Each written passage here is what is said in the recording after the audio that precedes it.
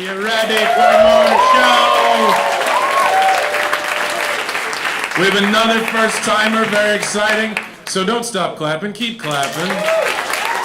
Make a lot of noise, show a lot of love to Laura Sanders.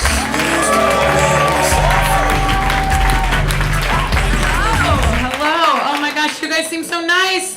I'm visiting from New Orleans. Oh, you guys have heard of it. That's so good.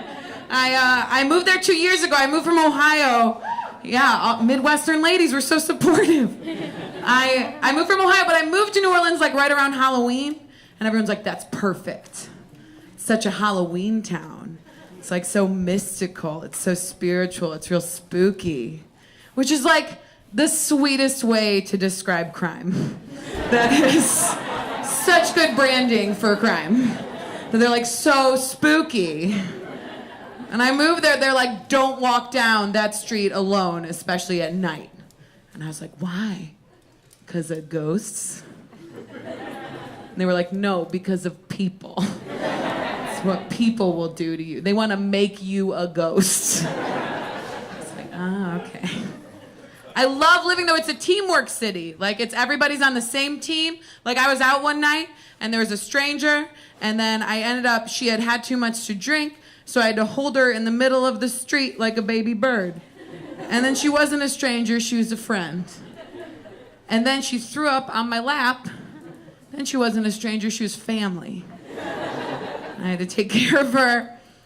And a friend picked me up, and I really assumed that my friend would take me home because I had throw up on me.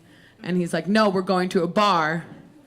So I had to clean off just human vomit off my thigh on a patio of a bar, and a gentleman came up to me and said, you getting all sexy? Yeah.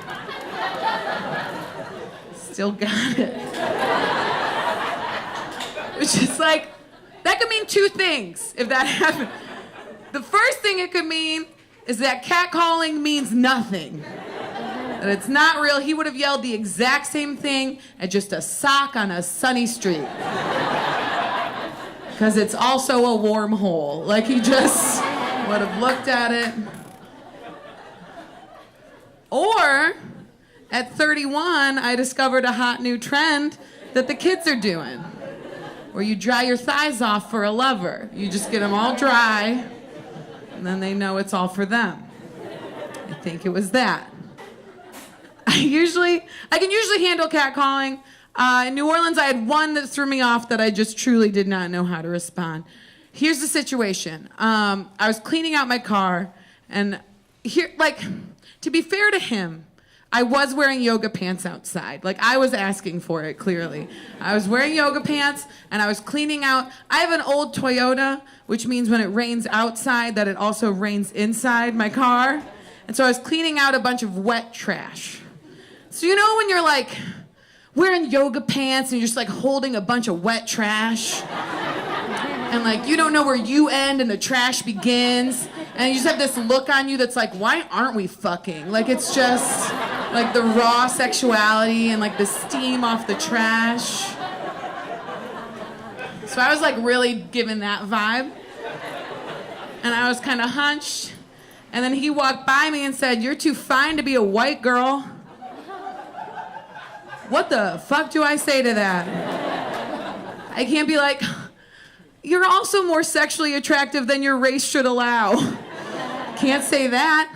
I'm also in the middle of New Orleans and I'm sure as hell not gonna scream, white women are amazing, while I'm holding trash.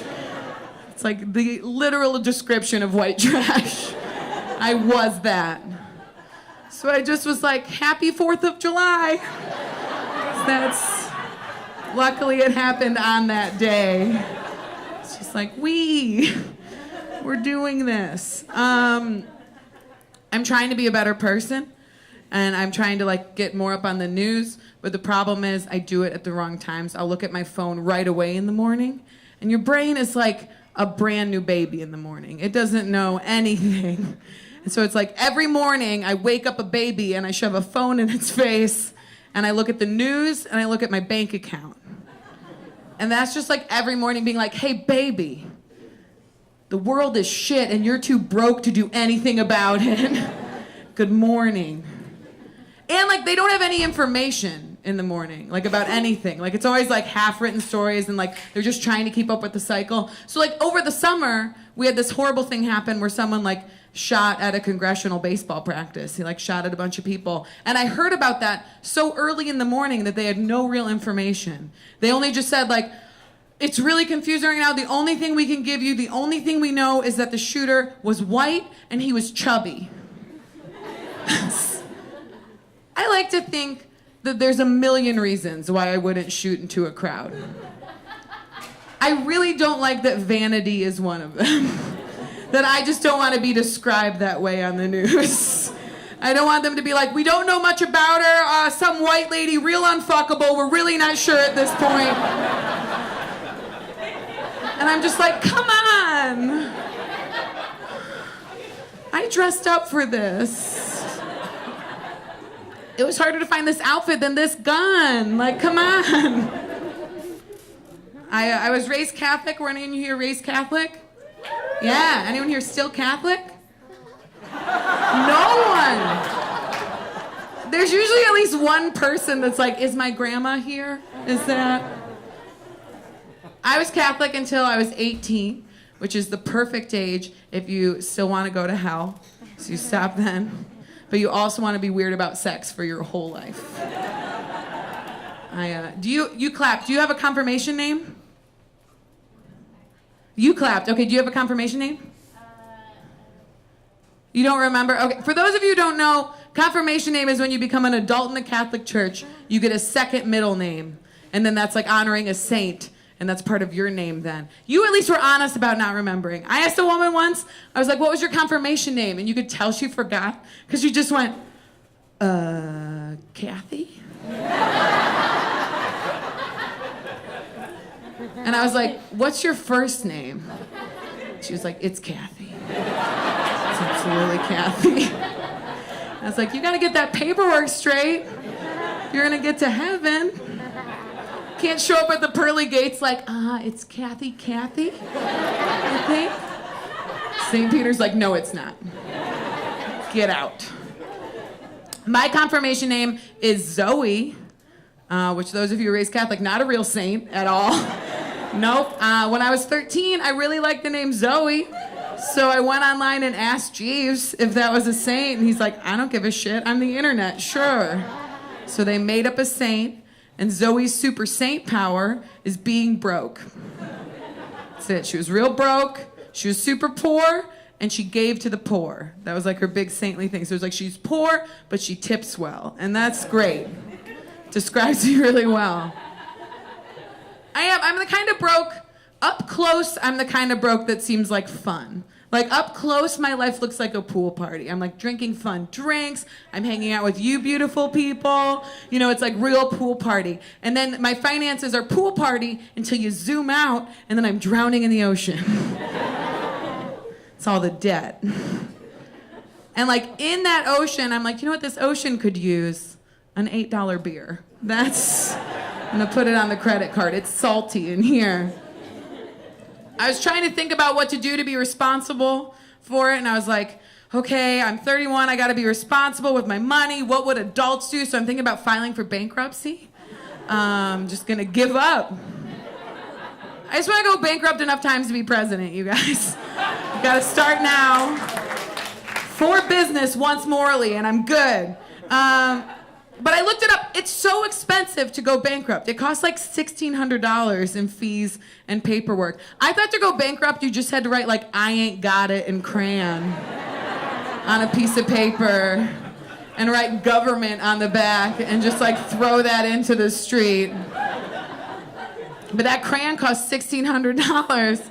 So now I'm saving up for bankruptcy. Which makes sense, like they gotta file paperwork, right? Like they just gotta take a photo of you with your pockets out. Just like a clip art of a poor person. Just like I have none. I save money, I live with my boyfriend, I save money that way, which is good. And I love him, I guess. I save a lot of money living with my boyfriend. We lived together a long time. We've lived together long enough that his family comes to visit. I do not care for that. They're okay people, but his niece visits the most. And every time that my boyfriend's niece comes to visit, I am reminded that I am an uncle's girlfriend.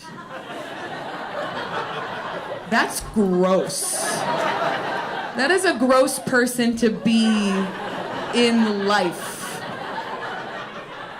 An uncle's girlfriend? That's like, if you're an uncle's wife, you're an aunt, right? You have like a real title, or like an aunt if you're nasty. Like you have like a fun name. Uncle's girlfriend, you never start a sentence, my uncle's girlfriend, and end it in success. It's never like, my uncle's girlfriend just got a promotion. It's like, my uncle's girlfriend just got a DUI. 'Cause they're literally taking the creepiest person in the family, the uncle, and then they look at me and they're like, and this is the woman that he won't commit to. So that's great. You guys have been fantastic. Thanks so much. I'm Wyatt Cenac.